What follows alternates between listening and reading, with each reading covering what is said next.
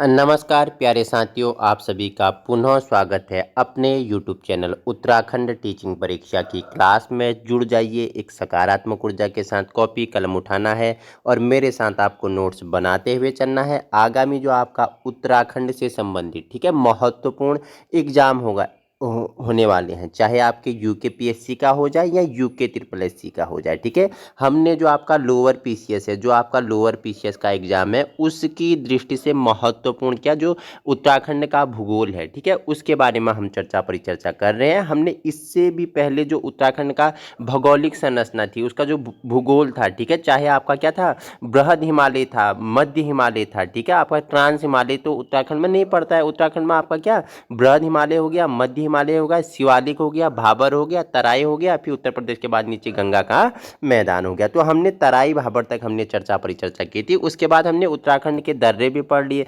उत्तराखंड के जो झीलें हैं, तालें हैं, उनके बारे में जाना। उत्तराखंड के जो क्या है प्रमुख, क्या है बताइए मुझे। इससे पहले मैंने जो ग्लेशियर हैं, ग्लेशियरों के बारे में परिचर्चा की। तो आज हम परिचर्चा करेंगे जो उत्तराखंड का क्या है, अपवाह तंत्र है, यानी जो क्या है ड्रेनेज सिस्टम है, उसके बारे में परिचर्चा करेंगे। ठीक है, देखो ग्लेशियर हमने जान लिए, ग्लेशियरों से ही बहुत सारी नदियों का उद्गम होता है। ठीक है, उन ग्लेशियरों को आपने जब समझा, उसी के बाद आज हम क्या करेंगे, जो यहाँ की जो क्या है प्रवाह प्रणाली है, जो तंत्र है, अपवाह तंत्र है नदियों का, उसके बारे में परिचर्चा करेंगे। तो सर, प्रवाह प्रणाली या ड्रेनेज सिस्टम क्या होता है, तो सबसे पहले आपको बता देता हूं, जो अपवाह तंत्र है, ठीक है, उसकी मुख्य सरिता तथा उसकी सहायक सरिताओं का क्या होता है, एक विकसित तंत्र होता है। सर आपने बोला सरिता, शुद्ध हिंदी सरिता, ठीक है, ये हिंदी के शब्द क्या होते हैं, थोड़े कठिन होते हैं। तो सरिता मतलब कि जल की धारा, सरिता, ठीक है, आपने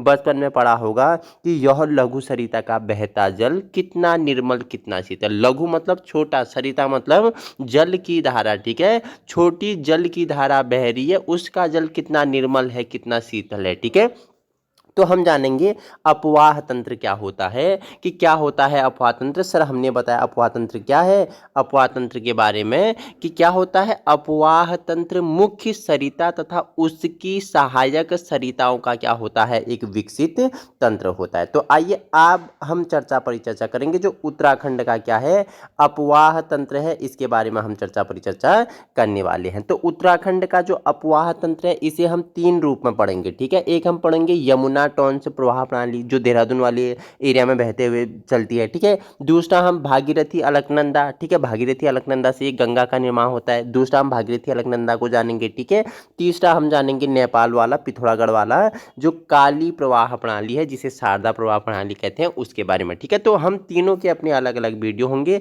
आज हम जानेंगे इसमें पहला क्या, यमुना टोन्स प्रवाह प्रणाली के बारे में जानेंगे। जो यमुना नदी है, टोन्स है, ये प्रमुख नदियां हैं और इनकी जो सहायक क्या है तंत्र है, छोटी छोटी नदियां हैं, वो अपना जल लेके यमुना और टोन्स में मिलाती हैं। विथ डायग्राम हम परिचर्चा करने वाले हैं। तो सर जुड़ जाइए और वीडियो उन लोगों तक पहुंचाने की कोशिश करना है जहां संसाधनों के अभाव हो। ठीक है, तो सर मैं आपके लिए इसका क्या बना दूंगा, प्लेलिस्ट बना दूंगा। जो उत्तराखंड का आपका भूगोल है, इसका मैं आपके लिए प्लेलिस्ट बना दूंगा, तो आपको क्या एक सीरीज में पढ़ने को मिल जाएगा, तो आप अच्छा क्या कर पाओगे, ज्ञान ग्रहण कर पाओगे। तो आइए जानते हैं जो यहाँ का क्या है। सबसे पहले यमुना टोन्स प्रवाह प्रणाली है, इसके बारे में जान लेते हैं।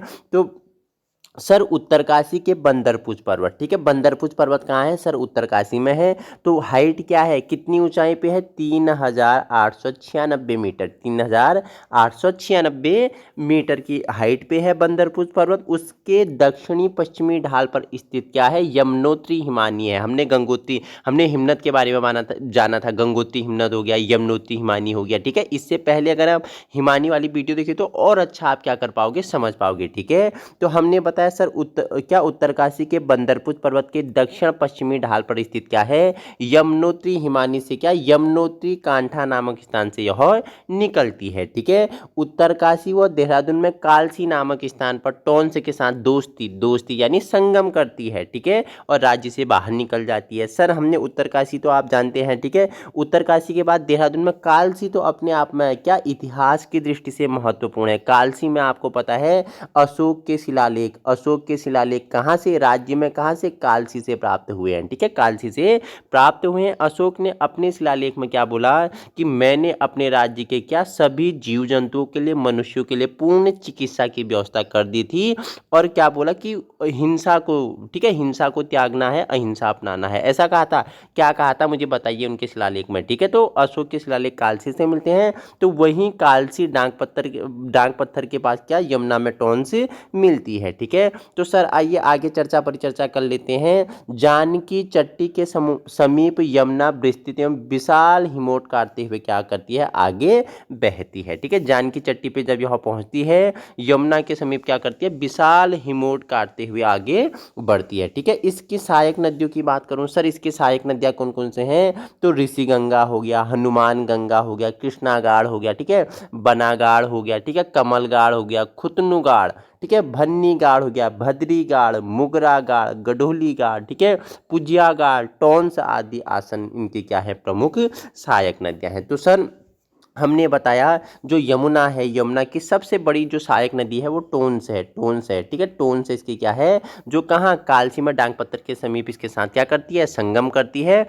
और टोंस के अलावा ऋषि गंगा, हनुमान गंगा, कृष्णागाड़, बनाडगाड़, कमलगाड़, खुतनुगाड़, ठीक है, बन्नीगाड़, भद्रीगाड़, मुगरागाड़, गडोलीगाड़, पुजियागाड़, आसन आदि इसकी क्या है सर, प्रमुख सहायक नदियां हैं। ठीक है, यमुना की सबसे बड़ी पूछेगा या सबसे प्रमुख मित्र सहायक नदी पूछेगा, टोंस है। सर ये नोट्स मैंने अपने हाथ से बनाए हुए हैं, तो कैसे आपको समझ में आ जाए। मित्र क्या होता है, जो आपका हर समय साथ देता है। ठीक है, तो ये टोंस यमुना का सबसे बड़ा जो क्या है, सहायक नदी है, वो क्या है, टोंस है, टोंस है। ठीक है, यमुना से 2.5 गुना अधिक जल लाती है। देखो यमुना से 2.5 गुना अधिक जल लाती है। सर ये कितना, यमुना से 2.5 गुना अधिक जल लाती है टोंस यमुना में, और क्या कर जाती है, मिल जाती है। ठीक है, देखो ढालीपुर 402 किलोमीटर के समीप गिरि नदी दाहिने ओर से यमुना में मिलती है। सर आगे अगर बात करें तो ढालीपुर के समीप, ठीक है, 402 किलोमीटर, ठीक है, किलोमीटर के समीप गिरि नदी दाहिने ओर से यमुना में मिल जाती है। सर आपसे पूछेगा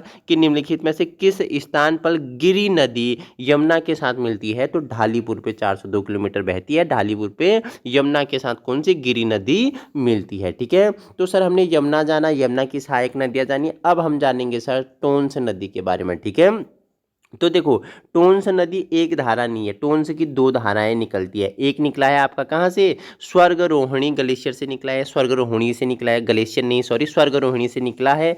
ठीक है, और एक आपका निकला है डोडरा क्वारा से निकला हुआ है। ठीक है, सुपिन और रूपिन की 2 धाराओं के बनने से टोंस नदी बनती है। तो आइए सर हम जान लेते हैं क्या स्टोरी है। ठीक है, तो बंदरपूछ पर्वत के उत्तरी ढाल के स्वर्गरोहिणी से निकलने वाली सुपिन नदी, देखो सर मैं आपको बता देता हूं, जो टोंस नदी है 2 धाराओं से मिलकर बना है, एक आपका रूपिन हो गया, एक आपका सुपिन हो गया। तो ये दोनों धाराएं कहाँ से निकली हैं, तो जो स्वर्गरोहिणी से जो क्या सुपिन निकलती है, ठीक है, और कहाँ से, हिमाचल प्रदेश के डोडरा क्वारा क्षेत्र से आने वाली रूपिन नदी मिलने से क्या बनी है, टोंस बनी है, जो कि कुछ दूरी तक बहती है। इसे तमसा के नाम से जाना जाता है। सर इसे किस नाम से, तमसा के नाम से जाना जाता है। वह उत्तराखंड व हिमाचल प्रदेश के बॉर्डर पर 148 किलोमीटर बहने के बाद यह कालसी और डांग पत्थर के बीच यमुना में मिल जाती है। सर मैंने आपको पहले ही जब हमने यमुना के बारे में पढ़ा था, सर हमने आपको तभी बता दिया था कि जो टोंस नदी है कहाँ पे यमुना के साथ मिलती है, कालसी में डांग पत्थर के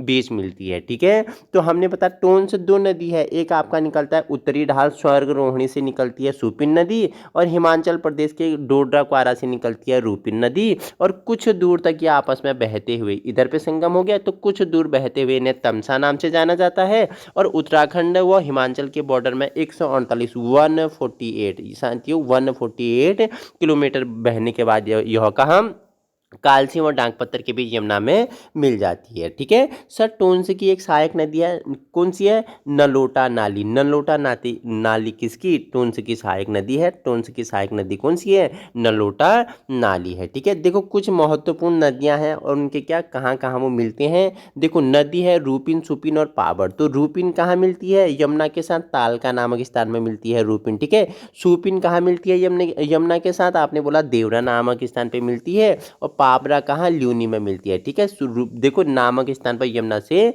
मिल जाती है। रूपिन तालका के नामक स्थान पर यमुना से मिलती है। सुपिन देवरा नामक स्थान पर यमुना से मिलती है। और पाबर कहाँ, ल्यूनी नामक स्थान पे यमुना से मिलती है। ठीक है सर, आइए अब थोड़ी व्याख्यात्मक रूप में परिचर्चा कर लेते हैं। 175 किलोमीटर यानी 175 किलोमीटर दूरी तय कर यमुना दून घाटी में प्रवेश करती है। ठीक है, 175 किलोमीटर की दूरी तय करके ये यमुना कहाँ प्रवेश करती है, दून घाटी में प्रवेश करती है। टोंस के बाद देहरादून के क्या, रामपुर मंडी के बाद बाईं ओर से आसन नदी मिलती है। अब देखो सर, 175 किलोमीटर ये बह के आती है। ठीक है, कहाँ, दून घाटी में प्रवेश करती है। और टोंस के बाद देहरादून के रामपुर मंडी के पास बाईं ओर से इसमें आसन नदी मिलती है। सर आपसे पूछेगा कि रामपुर मंडी के पास यमुना में बाईं ओर से मिलने वाली पहली नदी कौन सी है। सर आपने बोला आसन नदी है। आसन आसारोड़ी देहरा मार्ग के पश्चिम से निकली हुई है। इसके बाद धालीपुर के पास राज्य से बाहर हो जाती है। ठीक है, यमुनोत्री से धालीपुर तक अर्थात उत्तराखंड में यमुना की कुल लंबाई पूछेगा तो कितना, 136 किलोमीटर कुल उत्तराखंड में यमुना की लंबाई है। ठीक है, जबकि यमुनोत्री से इलाहाबाद तक कुल 1384 किलोमीटर बहती है। टोटल यमुना कितना, देखो उत्तराखंड से जा रही है, कहाँ तक जा रही है, आपने बोला सर इलाहाबाद तक जा रही है। कहाँ, इलाहाबाद तक जा रही है। कितना किलोमीटर टोटल, 1384 किलोमीटर। लेकिन उत्तराखंड में 136 किलोमीटर ये लंबाई इसकी है यमुना की। आपसे पूछेगा निम्नलिखित में से यमुना नदी की लंबाई उत्तराखंड में कितनी है, 136 किलोमीटर। ठीक है, तो अंततः यमुना नदी शिवालिक श्रेणी से बने टियर फॉल्ट से अपना मार्ग प्रशस्त करते हुए सहारनपुर जनपद में स्थित बादशाही महल नामक स्थान के समीप ऊपरी गंगा के मैदान में प्रवेश कर उत्तराखंड राज्य से बाहर निकल जाती है। तो सर हमने बताया जो यमुना नदी कितना है, 136 किलोमीटर राज्य में प्रवाहित होती है। और अंत में यमुना नदी शिवालिक श्रेणी के बने क्या, टियर फॉल्ट से क्या करती है, अपना मार्ग प्रशस्त करती है। और सहारनपुर जनपद में स्थित, सहारनपुर आपने बोला कहाँ है, बताओ कौन से, किस में आएगा, किस राज्य में आता है सहारनपुर, यूके या यूपी में, बताना मुझे, उत्तर प्रदेश या उत्तराखंड में। ठीक है, जो सहारनपुर जनपद में स्थित क्या, बादशाही नामक महल है, वहां से क्या करती है, बाहर ऊपरी गंगा होते हुए बाहर निकल जाती है। तो सर आइए ये आपका डायग्राम लगाया हुआ है आपके लिए, ये डायग्राम को हम एक बार समझ लेते हैं। ठीक है, हमने जाना क्या, यमुना नदी जाना। ठीक है, ये यमुना नदी है आपकी, ये आपकी यमुना नदी है। कहाँ से, यमुनोत्री कांठा से निकली हुई है। ठीक है, बंदरपुच, उत्तरकाशी के बंदरपुच के यमुनोत्री कांठा से निकली हुई है। ठीक है, इसकी पहली सहायक नदी, ठीक है, इसका सबसे बड़ी सहायक नदी कौन सी है, ये आपका कौन सी है, आपने बोला सर ये टोंस नदी है, टोंस नदी है। लेकिन हमने बताया जो टोंस नदी है, टोंस नदी क्या है, दो जलधाराओं का क्या है, विकसित रूप है या उससे बनी है। एक हमने बोला कि हिमाचल प्रदेश से डोगराक्वारा से निकलती है रूपिन नदी, और हमने बोला सर बंदरपुच के स्वर्गरोहिणी से निकलती है सुपिन नदी। ठीक है, ये दोनों क्या कुछ दूरी तक तमसा के नाम से जानी जाती है। उसके बाद इसमें टोंस की एक सहायक नदी मिलती है जिसे हम नलोटा नाली हमने बताया था। नलोटा नाली के बाद ये हिमाचल बॉर्डर को पार करते हुए कहाँ पे पहुँचती है, देहरादून के कहाँ, कालसी के डांग पत्थर पर किसके साथ, यमुना के साथ ये संगम बनाती है। यही कालसी में अशोक के शिलालेख भी मिले हैं। और यही हम अगर बात करूं साथियों तो यमुना पे, ठीक है, यमुना पे क्या है, किसो बांध किस नदी पे है, देहरादून में, आपने बोला सर यमुना नदी पे है। ठीक है, तो किसो बांध किस जनपद में है, तो आपने बोला सर कहाँ पे है, बताइए मुझे कहाँ पे है, आपने बोला सर देहरादून में है। ठीक है, किस नदी पे है, आपने बोला सर किस नदी पे है, यमुना नदी पर है। तो साथियों हमने क्या था हमारा यमुना टोंस प्रवाह प्रणाली था, उसके बारे में हमने परिचर्चा कर ली है। आगे हम किसके बारे में हम जानेंगे भागीरथी अलकनंदा प्रवाह प्रणाली के बारे में। किसके बारे में, नेक्स्ट जो हमारी वीडियो होगी भाग 2 उसमें हम जानेंगे भागीरथी, ठीक है, अलकनंदा प्रवाह प्रणाली के बारे में परिचर्चा करेंगे। ठीक है, देखो भागीरथी और अलकनंदा, तो ये आपका भागीरथी, ठीक है, ये आपका भागीरथी निकली। ठीक है, ये आपकी अलकनंदा निकली सतोपंथ हिमानी से, गंगोत्री हिमानी से। ये आपका भागीरथी गंगोत्री से निकली और आपका अलकनंदा सतोपंथ से निकली। ठीक है, ज़्यादा प्रवाह किसका है, अलकनंदा का है। ठीक है, ये दोनों देवप्रयाग में मिलते हैं, दोनों कहाँ, देवप्रयाग में मिलते हैं। देवप्रयाग से आगे ये गंगा के रूप में जानी जाती है। ठीक है, अलकनंदा में देखो कर्णप्रयाग में पिंडर नदी मिलती है, पिंडर नदी कर्णप्रयाग में मिलती है। ठीक है, इंपोर्टेंट है, कहाँ से, पिंडारी ग्लेशियर से होते हुए आती है। ठीक है, देखो रुद्रप्रयाग में क्या मिलती है, मंदाकिनी मिलती है। बताइए मुझे कहाँ पे मंदाकिनी मिलती है, फटाफट आप मुझे बताएंगे। ठीक है, मंदाकिनी कहाँ मिलती है। ठीक है, विष्णुगाड़ कहाँ पे मिलता है, धौली गंगा कहाँ मिलती है, बताना मुझे। हम जब नेक्स्ट वीडियो होगी आप जब जुड़ेंगे उस दिन भी मेरे साथ, कल हम चर्चा परिचर्चा करेंगे, तो हम गंगा नदी, ठीक है, गंगा नदी के बारे में जानेंगे, कैसे गंगा नदी का निर्माण हुआ, ठीक है, कहाँ से हुआ, देवप्रयाग से, अलकनंदा भागीरथी, सास बहू के बारे में हम चर्चा परिचर्चा करेंगे। वो सब हम आपको नेक्स्ट वीडियो में चर्चा परिचर्चा करेंगे। आज हमने यमुना और टोंस दोनों के बारे में चर्चा परिचर्चा कर ली है। कल हम जानेंगे किसके, भागीरथी और अलकनंदा के बारे में। फिर उसके बाद हम काली के बारे में जानेंगे, फिर हम रामगंगा बेसिन, फिर कोसी बेसिन, फिर नयानी के बारे में चर्चा परिचर्चा करेंगे। तो सर ऐसे ही वीडियो पाने के लिए आप अभी अपने यूट्यूब चैनल उत्तराखंड टीचिंग परीक्षा की क्लास में जुड़ सकते हो। बाकी इस वीडियो की जो पीडीएफ है आपको यूके टीचिंग परीक्षा के टेलीग्राम ग्रुप में अवेलेबल हो जाएगा। वीडियो पसंद आए तो उन लोगों तक पहुंचाने की कोशिश करें जहां संसाधनों के अभाव है। बाकी इन वीडियो को सीरीज वाइज देखने के लिए मैं आपके लिए प्लेलिस्ट बना दूंगा। उत्तराखंड का जो भूगोल है उसका मैं एक अलग से प्लेलिस्ट बना दूंगा, और उसके बाद हम प्रैक्टिस सेट करेंगे कि आपने कितना सीखा। बस आपने जुड़ना है एक पॉजिटिव एनर्जी के साथ, वही आपको सफलता देगी। Thank you so much.